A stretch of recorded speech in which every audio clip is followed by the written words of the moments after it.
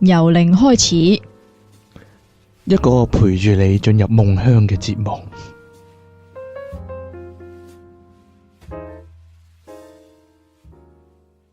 繼續係由零開始，繼續有出體傾同埋即其兩神啦。繼續呢，我哋回旋宇宙嘅二中啊 ，Canon 嘅書啊，係啦，正式開始之前呢，呼籲大家繼續支持我哋嘅節目啦。你可以訂閱翻我哋嘅頻道啦，喺下低留言同讚好啦，同埋盡量將我哋嘅節目咧 share 出去啊，非常認真咁講啊，係啊，盡量將我哋嘅節目 share 出去，因為越多人聽越好嘅，係啦，就係咁啦。加翻去 Patreon啦，成為我哋嘅會員，咁就可以收聽呢我哋為 Patreon 會員獨家製作嘅節目啦。呢個係你哋呢可以支持我哋嘅方法之一啦。另外呢，又可以聽到呢我哋為 Patreon 會員獨家製作嘅節目啦，就係咁啦。咁啊，下低揾條 link 呢，隨時支持我哋啦。同埋呢，留意我哋節目相片上面啊嗰個 QR code 啦，嗰個 PayMe code 啦，係咯。咁啊，踴躍參加出體傾嘅課程啦。咁而家呢，有呢個靈魂出體課程啦、精神力量開發課程啦，同埋精神力量開發課程嘅延續班就係呢個生命線課程啦。咁啊，歡迎各位參加啦。咁啊，坊間呢都好多其他人呢提供呢啲課程嘅資料啊。咁如果你好有興趣，或者聽咗人哋講好耐嘅話呢，百聞不如一見啊，快啲過嚟參加啦。好啦，咁啊，我哋去到第16章啊，尋找智者啊。尋找到即期啊！Canon 咧，你一定要咁講喎。我以為你預咗我咁講添，係咯？我以為你預咗我講添。係啊。好啦，呢個催眠啦，Canon 咁講啊，係2002年啊10月啊，喺23年前啦。阿 Canon 咧喺呢個佛羅里達州咧克里爾瓦特市嘅博覽會演說嘅期間進行嘅另一場催眠啊！呢次催眠內容咧，亦都同智者有關嘅，但係咧係一個唔同形態嘅智者啊！當呢個個案啊，阿南西啊 Lance 啊行落雲端啦，佢就發現自己咧赤腳企咗喺咧尖銳嘅碎石上面啊！呢個令佢好唔舒服啦。係咪好腳痛啊？腳底按摩一樣啊！當佢見到咧自己係企喺懸崖邊嘅時候咧，佢就更加擔心啦。佢見到自己咧係一個年輕嘅男仔。有住啡色嘅短頭髮啦，着住呢質料粗糙嘅厚背心同埋褲嘅。佢係咁講嘅：我離開懸崖咧好近啊，我感覺咧我想向後褪離開呢個懸崖邊啊。有人叫我咧唔能夠向後轉啊，有人喺我背脊噶，我而家想逃走啊。佢嘆口氣咁講啊，佢話我想離開啊。佢哋點解要咁做啊？答案出乎意料啊，佢哋想嚇我啊。其實咧，我有陣時咧都有啲好奇嘅。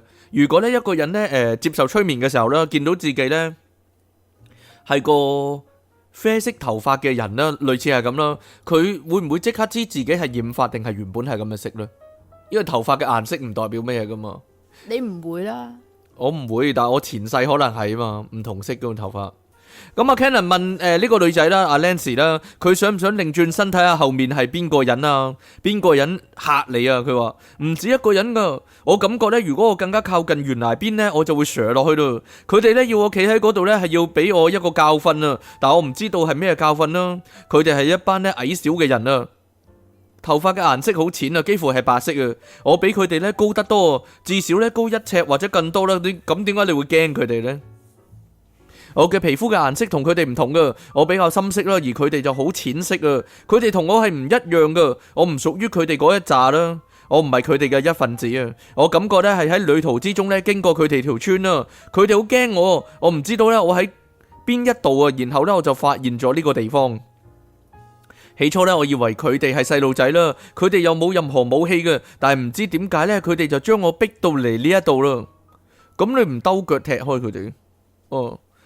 係咯，如果啲好矮細嘅人，嗱，如果啲好矮細嘅人，佢哋咁樣逼你，咁你會點咧？即其，你講啊，兜腳踢開佢哋啊嘛。哦，你果然係智者啊，你係啊，係啦。咁阿 Cannon 就話咧，佢哋條村係點嘅樣噶？阿南西就咁講啊，我見到咧佢哋能夠匿埋噶，我唔知道要點講啊。佢哋係能夠咧消失唔見咗噶。佢哋能夠咧將間屋啦同埋建築物咧收埋喺環境裏面啊，由大自然咧隱藏起嚟啊！我最初睇到嘅時候咧，嗰啲咧睇起嚟咧好似細路仔嘅村落啊，屋頂咧係用草搭嘅，好似茅屋啦，但係嗰啲咧唔係真嘅，嗰啲只係佢哋使用嘅偽裝啫。佢哋嘅屋咧唔係真係咁嘅樣嘅，好似係為咗整蠱我啦。呢個令我好困惑啊！其實咧佢形容嘅情況咧，如果就咁聽到呢度啦，係似哈比人啊，係啦。魔界裏面嘅哈比人咧就係咁樣啦，可以隱藏自己啦，亦都咧會用大自然嘅環境咧嚟到起屋啦。你哋有冇睇過魔界？好似淨係睇過 Hobbit 啫喎。我睇過好多次吓，哎呀，你嘅人生唔得圓滿啊！講真，好啦 ，Cannon 咁講啊，呢個就係你入到條村嘅時候睇到嘅嘢啊。南西就話係啊，我睇到咧用草覆蓋住屋頂嘅屋仔啦，睇起嚟咧好似細路仔玩遊戲啊。事實上咧，佢哋嘅屋咧係隱藏起嚟嘅。我知道咧，佢哋將間屋咧偽裝咗，佢哋將屋咧收埋喺山坡裏面啊。跟住佢咁講啊，好好笑啊！我唔知道屋咧真正係咩樣啊，但係我知道咧佢哋被收埋咗啦。Cannon 就問啦，佢依家係好驚定係好好笑咧？阿 Cannon 就問啦，你係由好遠嘅地方嚟到嗰度噶？南西就話係由高山嗰邊啊，咁你屋企喺邊噶？南西話唔係啊，我係越過嗰邊過嚟噶，非常非常高嘅地方，我喺度旅行啦，我想去東方啊，呢個先係我要去嘅地方啊。我聽到一個咧好神奇嘅人嘅古仔，我想去嗰度睇下啦。佢喺嗰個咧好高嘅山上面啊，係非常高噶，佢係有魔法嘅嗰個聖人啊，有古仔喺度講緊呢個人啊，我想去揾佢。Cannon 就話聽起嚟咧路途會好遙遠喎。南西就話係非常遙遠啊。我諗咧呢一次嘅旅程啊，可能咧要花上1年啦或者更耐嘅時間。我準備咗一啲補給品啦，但係俾呢啲人拎走咗啦。Cannon 就問啦，咁你離開嘅地方有冇屋企人噶？南西就話我感覺自己係一個人嘅。Cannon 就話，所以如果你想嘅話，你可以自由旅行啊。佢話係啊，當你去到呢個村落嘅時候，你仲有好長一條路要走啊。佢話係啊，仲有好遠嘅路噶。我踏上旅程呢已經好長一段時間啦。我嚟到一處彎路啦，但係我冇留意到啊，因為風景好靚啊。然後呢，我就想去睇呢啲屋仔啦。我聽到有人喺裏面啊嘛，我以為係細路仔喺度玩緊啦，但係呢，我嚇親佢哋啦。我耷低頭望啦，就嚇親佢哋啦。呢度感覺咧，好似冇人會嚟嘅地方，係個隱密嘅地方啊，佢哋嘅秘密基地啊。Cannon 再問啦，咁你嚇親佢哋，因為你唔應該出現喺嗰度啊。佢話係啊，而且咧我哋言語不通噶，佢哋聽唔明我講乜啦。我嘗試要話俾佢哋知咧，我係冇惡意噶，我唔會傷害佢哋噶，但係佢哋就聽唔明咯。Cannon 再問啦，你係話咧佢哋拎走咗你啲嘢啊？係啊，我身上咧係孭住一個袋仔嘅，用手勢表示咧有嘢喺佢膊頭上面啊。嗰度仲有水啦，仲有一袋咧，我唔知點講啊，一啲食物啦，乾嘅嘢喺另一個袋啊。我亦都咧時不時咧會喺旅途中咧攞到食物嘅。如果有人肯分食物俾我啦，我會喺嗰度停留啊。但係呢度咧就唔係咁啦，呢度啲人咧睇起嚟係唔同嘅，佢哋非常非常蒼白同埋矮細啊。膚色非常淡啦，毛髮咧幾乎係白色嘅。其實咧，除咗毛髮幾乎係白色之外咧，呢個形容咧係講緊即其利昂神啊。佢哋非常非常蒼白同埋矮細啦，膚色非常淡咯，咁樣咯，係咯。咁我但係留意啊，毛髮幾乎係白色嘅。咁大家可以諗啦，就係即其啦，啲頭髮係幾乎白色咁樣咯，就係呢啲人啦。咁啦，點啊？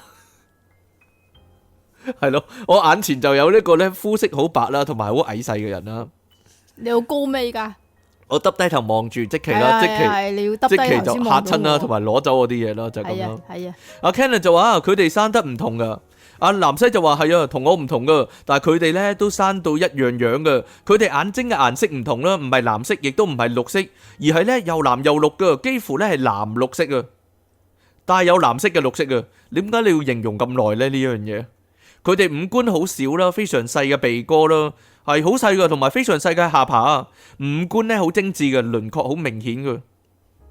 Cannon 再問啦，佢哋睇起嚟有冇男性同女性之分啊？南西就話咧，我睇到佢哋咧身邊有住咧比較年紀細小嘅人啊，係嗰啲係佢哋嘅小朋友啊，仲有成年嘅伴侶，有家庭嘅，佢哋係一家人啦，但係父母睇起嚟咧生得好似樣嘅。Cannon 再問啊，所以好難分佢哋嘅性別啊。佢話係啊，你有冇嘗試唔俾佢哋拎走你啲嘢啊？南西就話冇啊，我就只係企喺嗰度啦，喐都唔喐咁企喺度。我感覺好平靜啦，係非常平靜啊。然後呢，佢哋就行上嚟呢，將我啲嘢拎走咗啦。佢哋點解要拎走我嘅鞋呢？阿南西對自己嘅反應感到疑惑啦，點解鞋你都可以俾人拎走呢？其實一個人企喺度係人哋好難拎走你隻鞋噶嘛。講真，佢係咪凌空企喺度啊？佢點係凌空企喺度呢？佢高啊嘛，係啊係啊係。佢覺得自己好高嘛。一個人腳踏實地嘅話，點會俾人拎走咗對鞋呢？真係。咁凌空咪可以咯。好啦，凌空啦。即係佢凌空飄起啊，咁凌空飄起嗰啲矮噶嘛，咁咪一嘢咪除咗佢隻鞋咯。佢冇咁誇張，佢又冇講只凌空飄起一路咁，以常理嚟猜度佢就企喺地噶啦，係咯。我第一次拎到佢個鞋啊，咪就係咯。佢話咧嗱，依咁呢個咪唯一解釋啊，所以嗱，如果佢可以凌空飄起，佢點會俾啲石仔拮到隻腳咧？即係乜？因為冇咗隻鞋就唔能夠凌空飄起嘛，佢係靠隻鞋嚟凌空飄起啊嘛。係咧，係好啦，黐線。所以佢咪咁高咯。佢哋其實佢一跌翻落嚟咧，仲矮嗰啲。係啊，嗰啲啊。佢哋點解拎咗我隻鞋啊？佢對自己嘅反應咧感到好疑惑啦。我就咁樣俾佢哋拎走啦。我只係企喺嗰度啊，真係奇怪啦。我喐都唔喐咁企喺嗰度，然後咧佢哋就帶我去到呢條石仔度啦，搞到我隻腳好痛啊！石頭咧揞到我隻腳好痛啊！哦，掌門人嚟嘅。唔知咧，好矮啊嘛。係啊，突然咧就頓悟啦佢哋嘅地方係秘密嚟噶，唔能夠俾人發現佢哋喺呢度噶。但係咧就俾我發現咗佢哋啦。佢哋咧點解要行成日出路啊？係啦，因為覺得咧佢需要腳底按摩，佢啲內臟有啲問題。佢哋咧唔係要傷害我嘅，但係佢哋唔能夠俾我走啊。佢哋驚咧我會帶其他人過嚟啊，或者咧係同其他人講啊佢哋啲嘢啊。係咯，咁我就對佢哋講，我唔會講出去噶。我嘗試話俾佢哋知咧，我係乜都唔會講噶。跟住佢大大咁嘆一口氣，唉，我真係想離開嗰個懸崖啊！佢哋就咧企喺我後面，但係有一段距離嘅，佢哋冇掂到我啦，亦都冇用武器，但係咧佢哋用意念咧，將我逼住咧喺懸崖邊啊！佢係用超能力噶，係啦，所以咧啱先咧阿積奇咧好衰咧話咧要兜腳踢佢哋咧，呢一個咧係唔成立噶。你逼我講啊！我逼你講嘅咩？我用意念逼你講係嘛？係啊！佢咧語氣堅決啊！我喺度抗拒佢哋啊！我唔要行過去啦！我唔要咧俾佢哋得逞啊！我要擰轉身，我知道我可以嘅，我要努力擰轉身啦！然後咧，我要話俾佢哋知咧，唔准咁做，快啲停止！呢家咧南西咧深吸一啖氣，然後舉起對手，手掌心向外啦，做出制止嘅動作。我話俾佢哋知咧，停止咁樣做。跟住咧，南西咧就鬆咗口氣啊！佢哋停止咗啦，我對佢哋嘅態度好堅決啊！我唔會俾佢哋咁做啊！先前呢，我以為呢，如果我配合佢哋啦，佢哋就會明白我呢唔會傷害佢哋。但係而家呢，我知道我必須要話俾佢哋知呢係Yamada啦，一定要停止啦！佢哋呢唔能夠要我行到懸崖邊啦。而家呢，佢哋其中一個人呢將我嘅補給品同埋鞋呢拎翻嚟啦。佢哋將啲嘢呢交俾我，咁樣呢，我先能夠離開，繼續上路嘛。佢哋咧感到好抱歉啊！佢哋向我道歉啦，佢哋咧冇對我講嘢，但係咧我能夠感覺到佢哋嘅感受啊！我感覺到咧佢哋好抱歉啊！阿 Cannon 再問啦，你有同佢哋溝通，你唔會洩漏佢哋嘅行蹤嗎？南西話有啊，但係南西而家洩漏咗俾阿 Cannon 知啦。當我擰轉身啦，要佢哋停止啦，我好嬲啊！我感受到自己嘅力量啊！我話俾佢哋知咧，我唔會傷害佢哋啦，我亦都唔會話俾任何人知啦。但係佢哋咧冇要俾我離開懸崖嘅意思，呢個係唔啱噶。佢哋對呢件事咧感到抱歉啊。Cannon 再問啦，可能咧呢個就係佢哋唯一諗到咧保護自己嘅方式啦。南西就話佢哋受到好大嘅驚嚇啊，但係我而家要離開啦，我向住山丘上面走啊。佢哋咧喺度望住我，佢哋開始離開啦。我喺山丘嘅頂度停低落嚟啦，佢哋就行翻轉頭啊！唉，好彩我冇事啦，我而家好安全啦，我繼續我嘅旅程啦。但係呢個真係好奇怪啊，因為我知道咧，佢哋其實唔屬於呢度噶，佢哋好唔同噶。我感覺咧，佢哋並唔係屬於而家呢個時間嘅。Cannon 再問啦，呢個時間？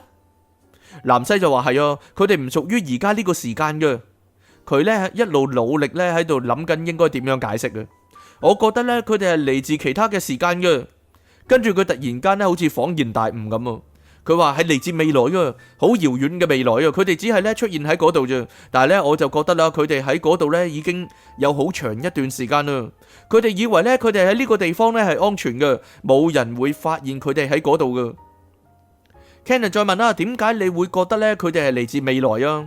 南西就話我唔知哦，我就係知道呢，佢哋係嚟自遙遠嘅未來咯。佢哋唔係嚟自呢我呢個地方同埋時間嘅人啊。佢哋以為呢揾到一個安全嘅藏身之處啊。Cannon 再問啦，我好好奇呢，佢哋喺度躲避啲乜嘢啊？南西就話我唔知道啊，躲避阿南西咯，咪就係。阿 Cannon 再問啦，無論點啦，你都勇敢咁面對咗佢哋咯。南西就話係啊，我冇事啦。佢而家鬆咗口氣啦。同埋咧喺度嘆息啊！唉，我好高興咧，能夠繼續我嘅旅程啦。我期待咧同嗰個咧特別嘅人見面啊！我知道我一定會見到佢嘅。跟住咧 ，Cannon 引導阿南西咧去咗一個重要嘅一日啊！咁嗰啲小矮人唔再講噶啦。哦，佢哋係偷東西的小矮人啊！係未來嚟嘅小矮人啊！佢攞咗人隻鞋嘅小矮人。係啊，阿南西就話我喺呢度啦，我好興奮啊！我喺旅程之中咧遇到好多人啊！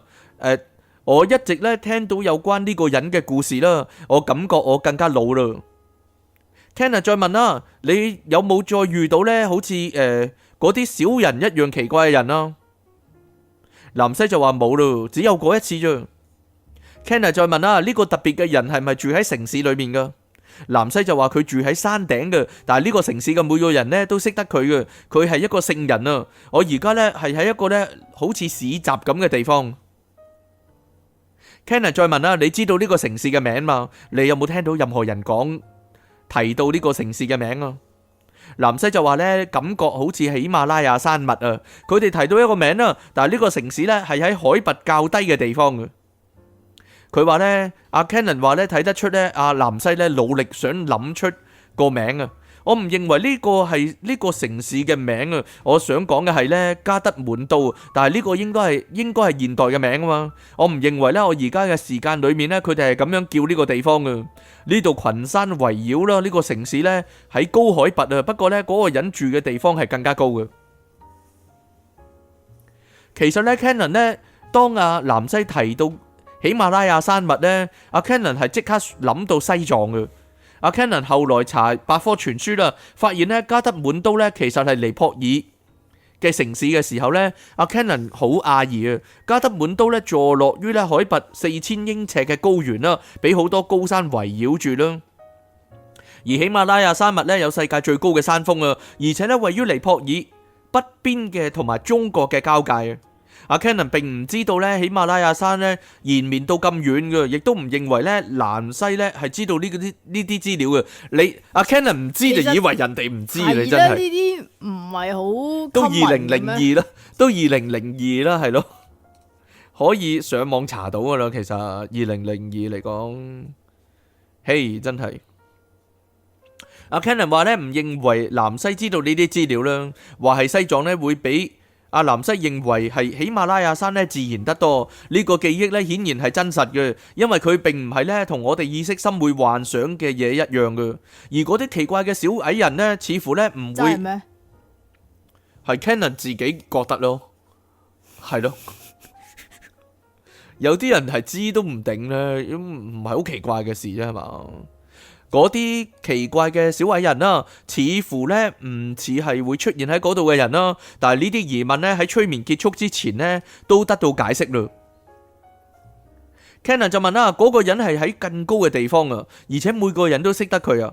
南西就話係啊，我覺得咧我可以向呢個特別嘅人學習啦，我必須咧喺呢度休息並且打理自己。